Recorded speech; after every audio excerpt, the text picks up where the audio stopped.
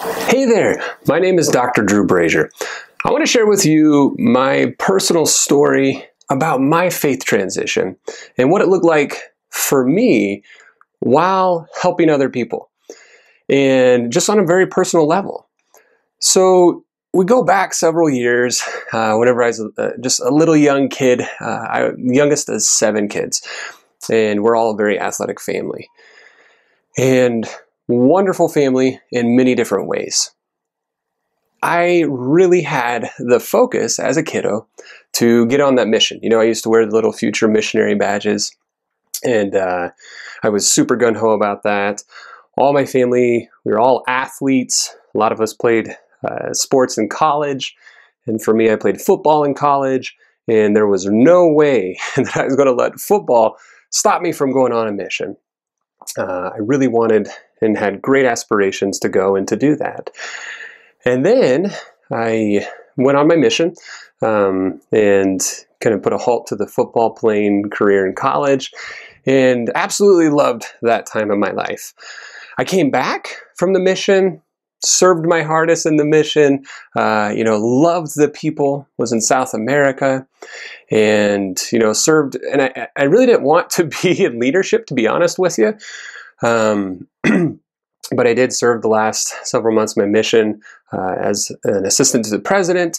But the funny thing is the president knew that wasn't top of my list to be, a leader in the mission. I just wanted to go out there and work hard and love people and serve as much as I possibly could. But I did it anyway, and it was a great experience. Had many, many great companions. I came home and got married to my best friend, who happened to also serve in my mission. And I know in the LDS culture, it's like, oh, you guys served the same mission.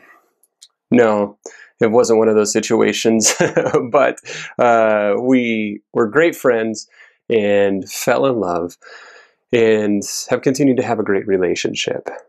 Now, we got married, the year I got back from the mission, actually.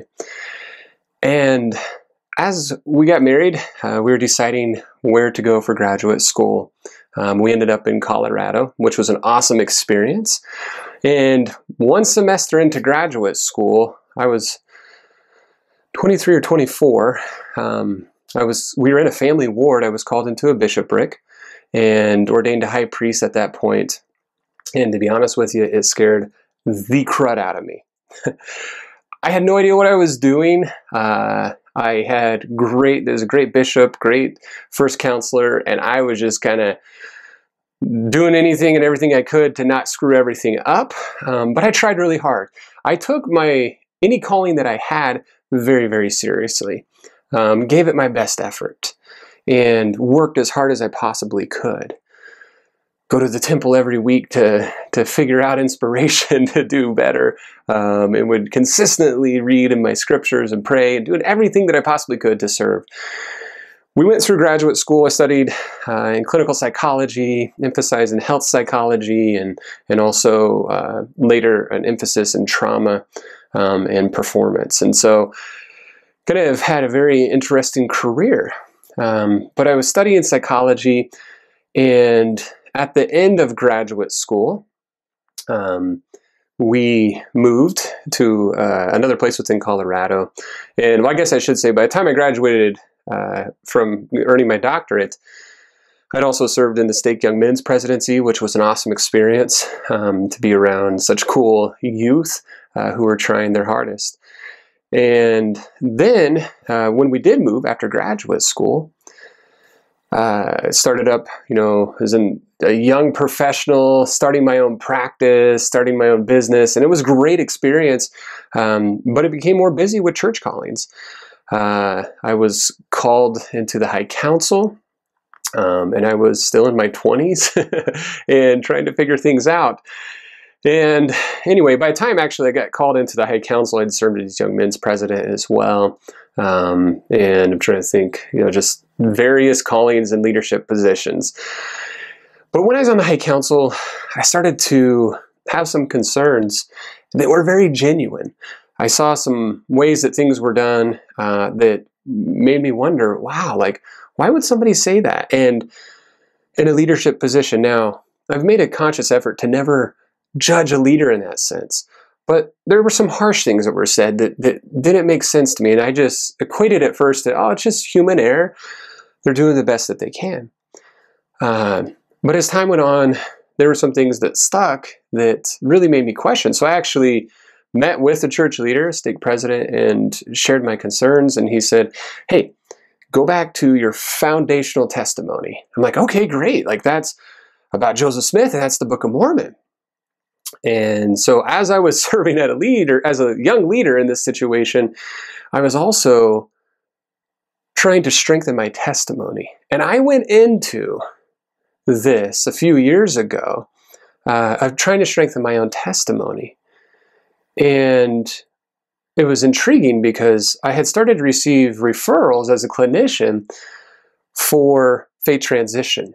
I taught some at a Buddhist university in their spiritual psychology department. I started to really think about this faith transition, but I never really considered I was in a faith crisis.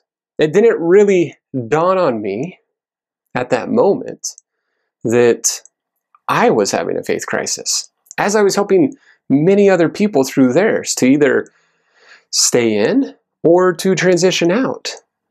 Now, as I was doing that, I started to study more of, I wanted to know Joseph Smith better. I wanted to really just feel that conviction again, because there were different things that kind of threw me off.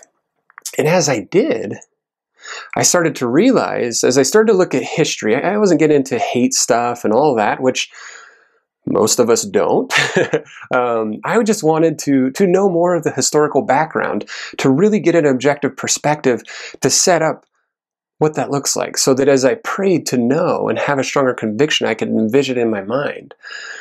And as I did, again, very innocently, I stumbled upon some other history that was very contradictory to what I knew growing up. Now, if you've gone through an LDS faith transition, you probably know where I'm going with this. But my story kind of took an interesting turn here, as all of ours do. We all have our stories, and honestly, as messy as they are, I think they're beautiful at the same right, and they should be shared. So here it is. I started studying more about Joseph Smith, realized, oh my gosh, I don't know that I believe he's a prophet, and that scared the pants off of me. And then I realized, whoa, the Book of Mormon. And what about that? Well, the way I went at it is I went at it in a way to strengthen my testimony for several months, actually for a few years, to say, no, I believe in this. In that few year span, I read the Book of Mormon 6 more times. I went to the temple at least on a monthly basis. Did everything to fight for it. Worked with some different professionals in my field to try to figure this out. Because here's the thing. I had committed to my wife that, hey, I'm going to be a strong priesthood holder, and I commit to you to, be in the church. And so, as sad as it was at this point, I wasn't going into detail about my faith crisis with her, because I was trying to fight against it. I was giving every last bit that I could to say, no, this is true. This other history and all these other things are just fabrications, and they're making the church look bad, and so on and so forth. All those justifications that I'm sure you have probably thought about. And I was committed, that I came to a point that no matter what, if my wife is staying in the church, I'm going alongside of her, because that's what I committed to her. Now, I don't judge anyone who hasn't been able to do that in their relationship. In fact, this process rips apart relationships, and it breaks my heart to see that. But sometimes that's what happens. But in this case, I wanted to fight for my relationship. I was really afraid that I didn't know what the reaction would be of my wife. I should have given her the benefit of the doubt, because I knew that she loved me more than just that. But I didn't know, because I was working professionally with many people in many situations, that relationships were falling apart because of this, and I was trying to help save them through a faith transition. So time came where I wasn't sharing with my wife. I was actually, serving, ended up even being called in the last days of activity in the church for me as ward mission leader. And it really hit a head for me where it just didn't feel right at all at that point.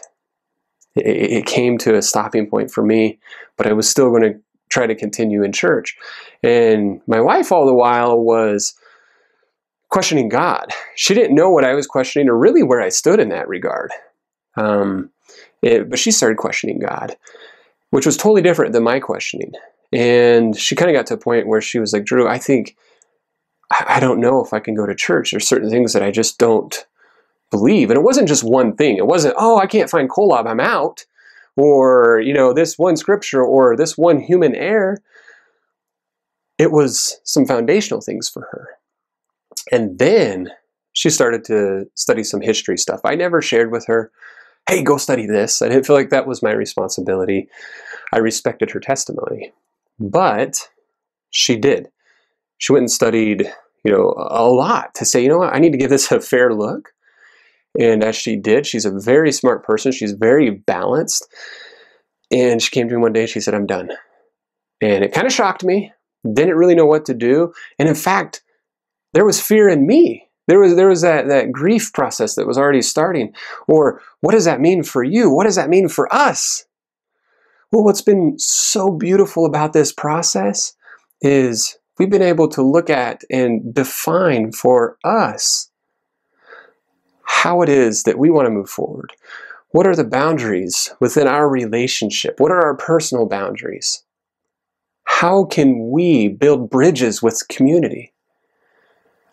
Because we have many great friends who are in the church. How do we go about this? And it's actually taken our relationship to the next level. And yeah, it did help, being a psychologist and, working with a lot of people with faith transition. It helped me knowing those things, but still as a person, it doesn't matter what professional tool you have. It hurts and it creates fear. The unknown is really hard. And then you think, I've got this. And then 2 days later, you're angry and you want to just burn down the world. It's like the transition process cannot be understood until you've experienced it. Even when I started helping people through theirs, I had studied a lot in spiritual psychology and different faiths and religions. I didn't get it.